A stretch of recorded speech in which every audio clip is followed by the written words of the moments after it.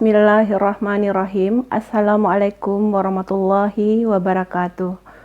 Alhamdulillah, puji syukur kehadiran Allah yang telah memberikan rahmat dan karunia-Nya pada hari ini. Salawat beriring salam buat junjungan umat Nabi besar Muhammad Sallallahu Alaihi Wasallam.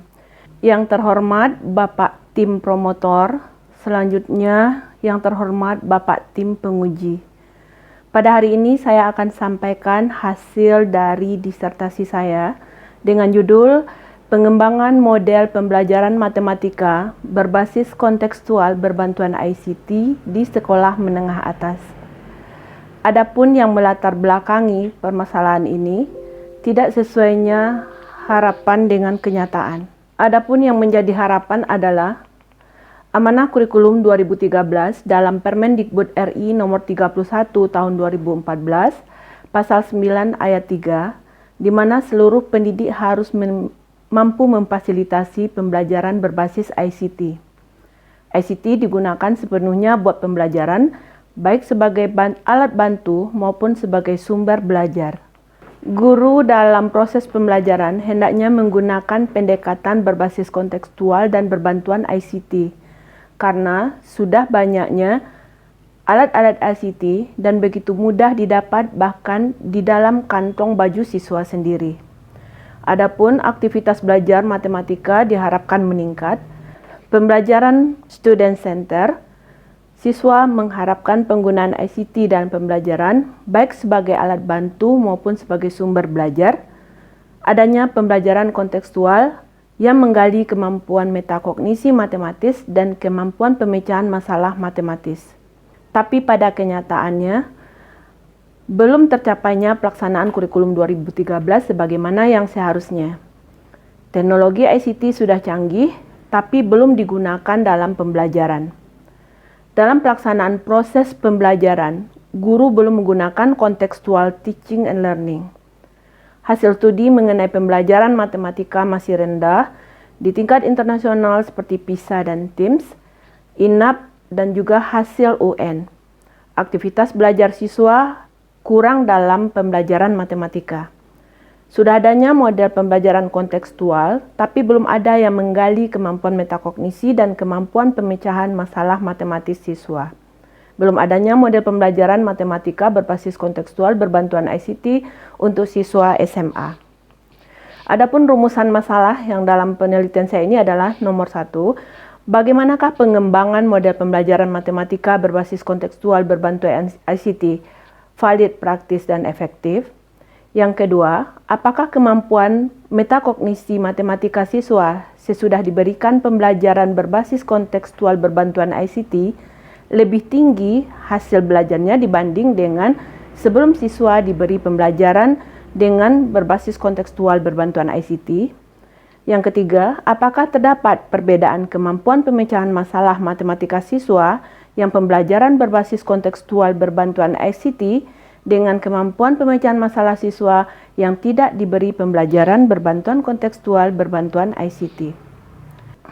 Tujuan penelitian pertama, untuk mengembangkan model pembelajaran matematika berbasis kontekstual berbantuan ICT yang kriterianya valid, praktis, dan efektif.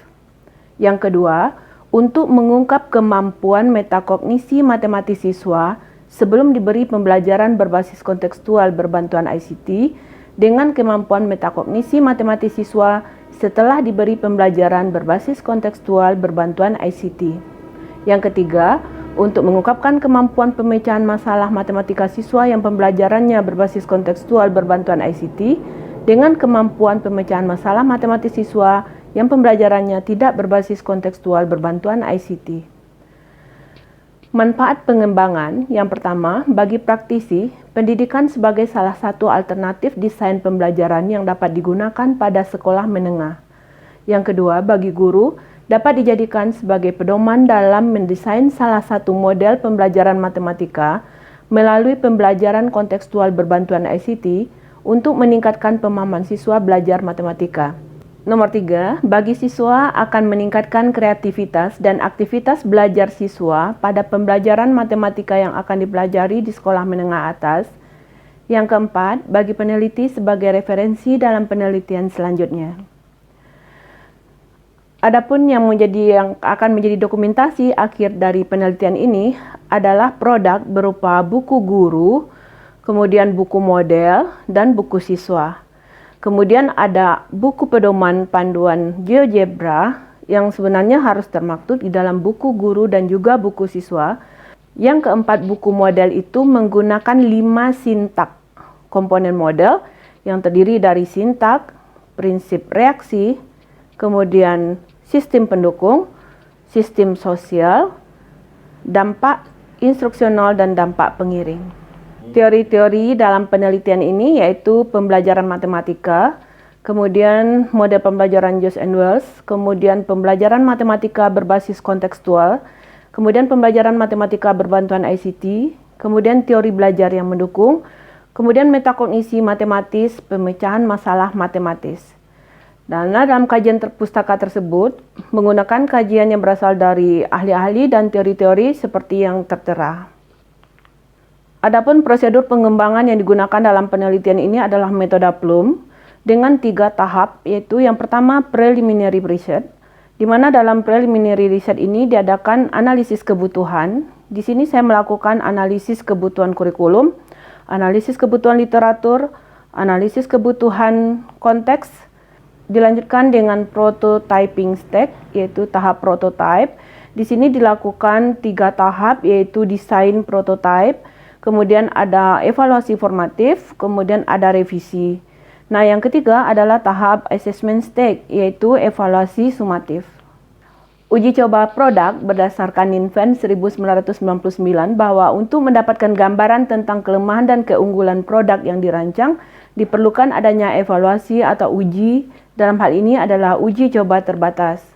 Subjek uji coba dalam penelitian ini adalah 2 kelas jurusan IPA pada SMA Negeri 3 Padang yang dipilih secara acak, yang sebelumnya telah diuji homogenitasnya. Kemudian diambil 2 kelas. Kelas pertama dilakukan model pembelajaran matematika berbasis kontekstual berbantuan ICT, sedangkan 1 kelas lagi tidak diberi pembelajaran matematika berbasis kontekstual berbantuan ICT. Untuk instrumen pengumpulan data, saya menggunakan angket, kemudian data checklist, ada pedoman wawancara, lembar observasi, dan lembar validasi. Berikut adalah hasil penelitian dan pembahasan. Yang pertama, hasil pada tahap preliminary research.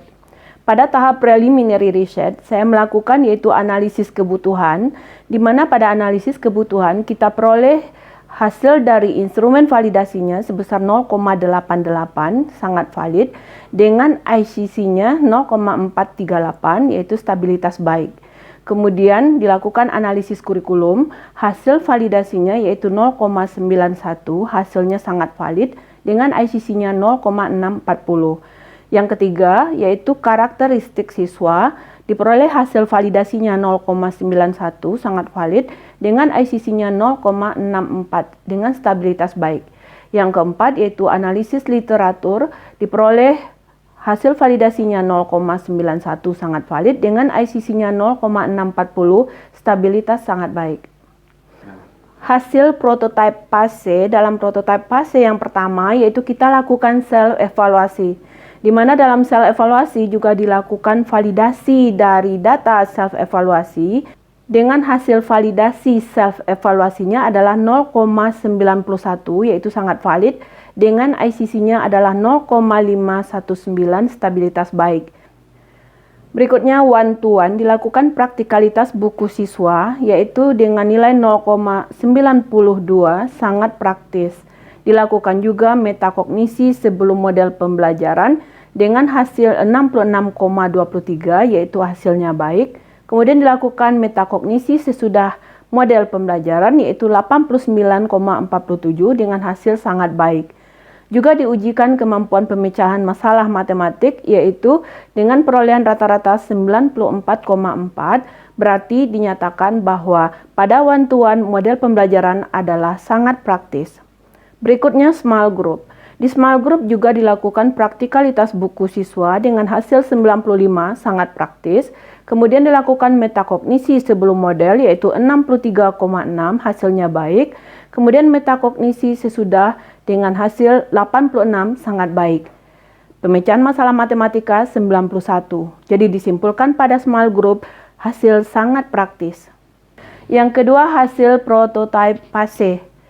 Hasil prototype fase yang pertama itu adalah buku model pembelajaran matematika, yaitu yang berbasis kontekstual berbantuan ICT, di mana ada sintak model, prinsip reaksi, sistem sosial, sistem pendukung, dampak instruksional, dan dampak pengiring.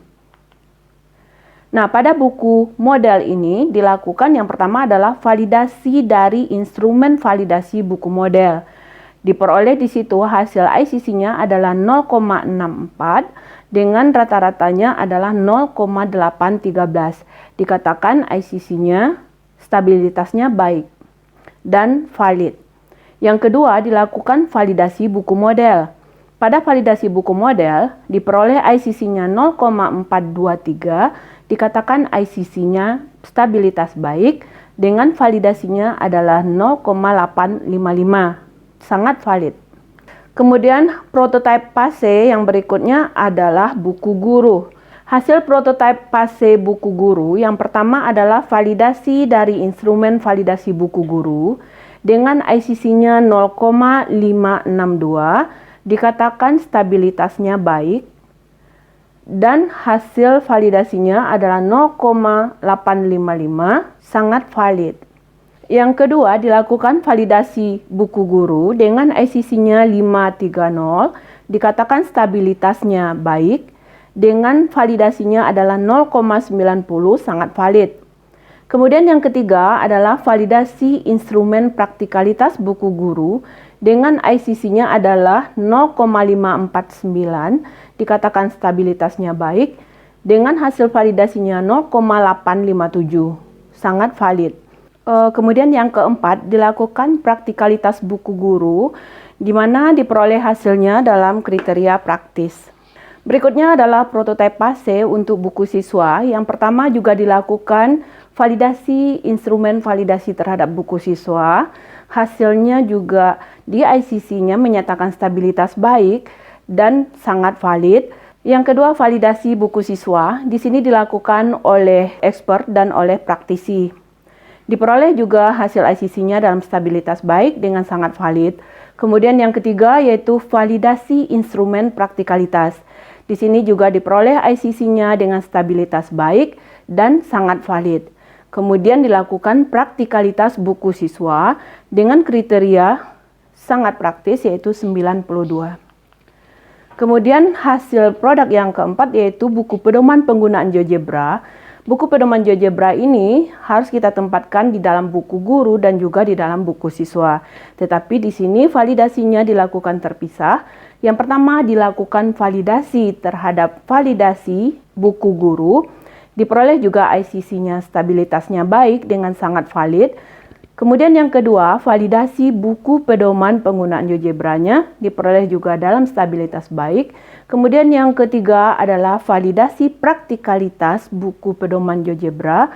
Di hasilnya juga stabilitas ICC-nya baik dengan sangat valid. Kemudian yang keempat juga dilakukan praktikalitas buku panduan pedoman GeoGebra. Dengan hasilnya yaitu 94,6, hasilnya sangat praktis. Hasil prototipe fase berikutnya adalah keterlaksanaan model. Hasil menyatakan bahwa setiap tahap model pembelajaran matematika berbasis kontekstual berbantuan ICT terlaksana dan dalam setiap pertemuan dibenahi, yaitu dilakukan revisi demi revisi, di mana di antara sintak model yang belum berjalan dengan baik diamati dalam 5 kali pertemuan, yaitu pada materi fungsi. Pada prototipe fase yang berikutnya adalah tahap praktikalitas. Yang tadi sudah disebutkan bahwa praktikalitas dilakukan kepada semua buku produk. Yang ketiga, assessment stage, yaitu tahap evaluasi akhir. Di sini diperhatikan atau diambil data yaitu 3 kegiatan. Yang pertama adalah aktivitas belajar matematika model pembelajaran matematika berbantuan ICT. Kemudian yang kedua, kemampuan metakognisi matematis.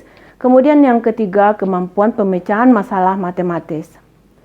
Dalam aktivitas belajar matematik, di sini diperhatikan kegiatannya, yaitu kegiatan A1, A2, A3, A4, A5, A6, dan A7 seperti terlampir.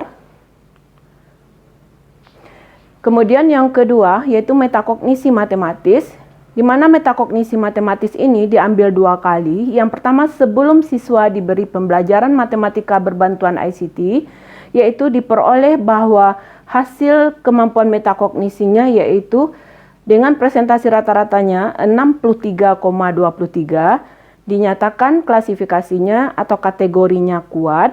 Kemudian diambil data yaitu untuk metakognisi matematis sesudah model pembelajaran matematika berbantuan kontekstual berbantuan ICT dengan hasil rata-rata yang diperoleh 86,82 dengan kategori metakognisinya yaitu sangat kuat. Di sini terlihat bahwa hasil kemampuan metakognisi matematis sebelum diberi pembelajaran matematika berbantuan kontekstual berbantuan ICT ada perubahan lebih baik dibanding dengan sebelum diberi pembelajaran matematika kontekstual berbantuan ICT. Yang ketiga, kemampuan pemecahan masalah matematis. Kemampuan pemecahan masalah matematis ini kita lihat dengan memperhatikan pada 2 kelas yang menjadi sampel objek penelitian tadi. Yang pertama kelas yang dianggap kelas eksperimen diperoleh rata-ratanya 90,11, sedangkan kelas kontrol diperoleh 76,91. Di kelas eksperimen nilai maksimum adalah 100, sedangkan di kelas kontrol nilai maksimumnya 87. Kemudian pada kelas eksperimen nilai minimumnya 75, pada kelas kontrol nilai rata-ratanya 68. Dengan standar deviasi kelas eksperimen 6,67 dan kelas kontrol 5,57. Dengan variansi 44,52 dan kelas kontrol 28,20. Terlihat bahwa kemampuan pemecahan masalah matematis kelas eksperimen yang diberi pembelajaran matematika berbasis kontekstual berbantuan ICT lebih tinggi dibanding kelas yang tidak diberi pembelajaran berbantuan kontekstual berbantuan ICT. Kemudian yang berikutnya dilakukan uji hipotesis. Hasil dari uji hipotesis dinyatakan bahwa T hitung adalah 19,347 lebih besar dari T tabel 2,042. Maka dinyatakan di sini bahwa H0 ditolak.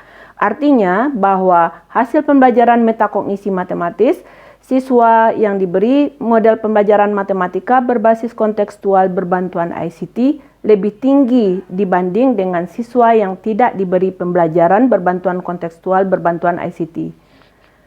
Uji hipotesis yang kedua adalah pemecahan masalah matematis, di mana dengan T hitungnya 8,863 dan T tabelnya adalah 2,042. Dalam hal ini H0 ditolak, artinya kemampuan pemecahan masalah matematis siswa yang dilakukan model pembelajaran matematika berbantuan kontekstual berbantuan ICT lebih tinggi dibanding siswa yang tidak diberi pembelajaran berbantuan kontekstual berbantuan ICT. Demikianlah hasil presentasi penelitian saya. Salah kurangnya saya mohon maaf. Assalamualaikum warahmatullahi wabarakatuh.